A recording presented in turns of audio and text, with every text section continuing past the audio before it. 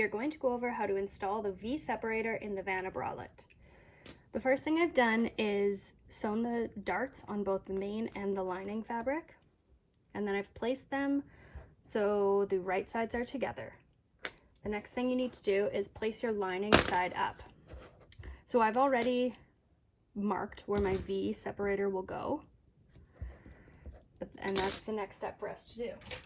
The way that I center it, there's a line on the drawing, on the projector drawing there's a line. You can actually mark it into your pattern if you so choose.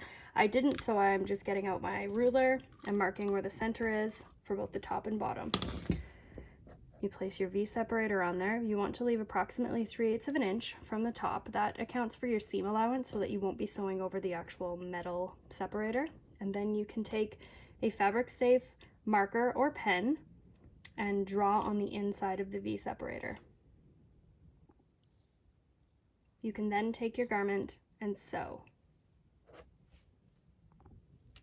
After you've sewn along the line, you can clip down the center of the V, getting as close to the bottom as you can without cutting into any stitches.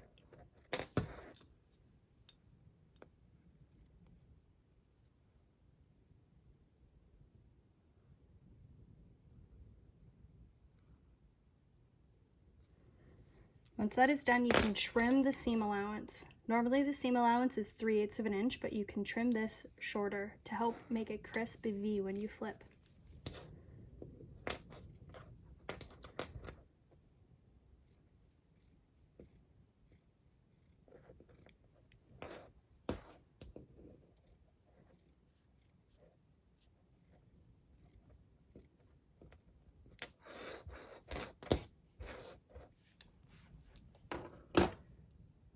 The next thing to do is to flip the bodice so we can see how the V lays.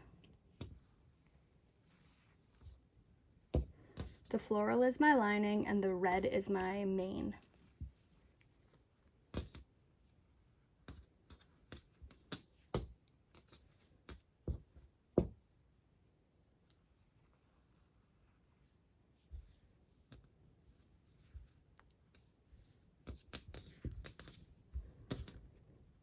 The main thing I'm looking for here is how this looks. We don't want any puckers down here at the bottom. So this looks good. Now we can move on to our next step. The next thing to do is to case your V separator. There is a pattern piece length for this in the pattern and also in the cut chart, but it's mostly just important that you have a little bit of extra over top. So don't be shy about cutting the piece a little extra long. The next step is to actually put the V into the casing.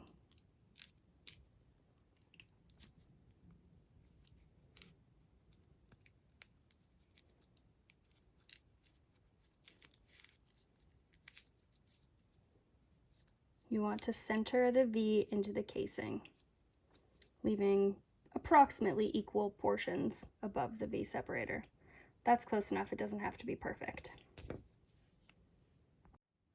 Align the V separator with the previously stitched line. Pin or clip into place.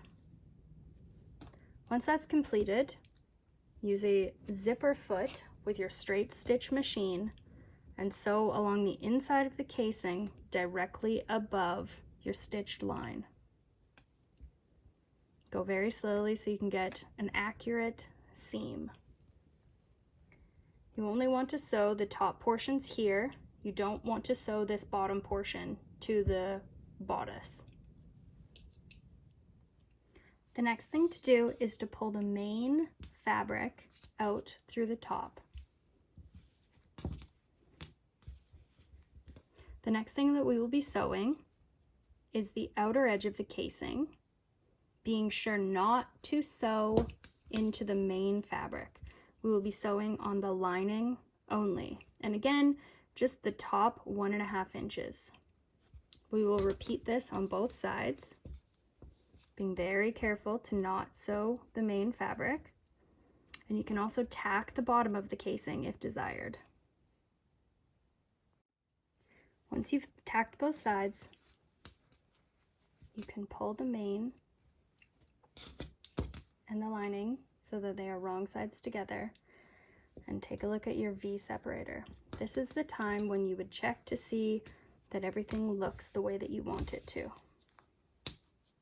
and there aren't too many lumps and bumps. Your next step is moving on to finish this top edge.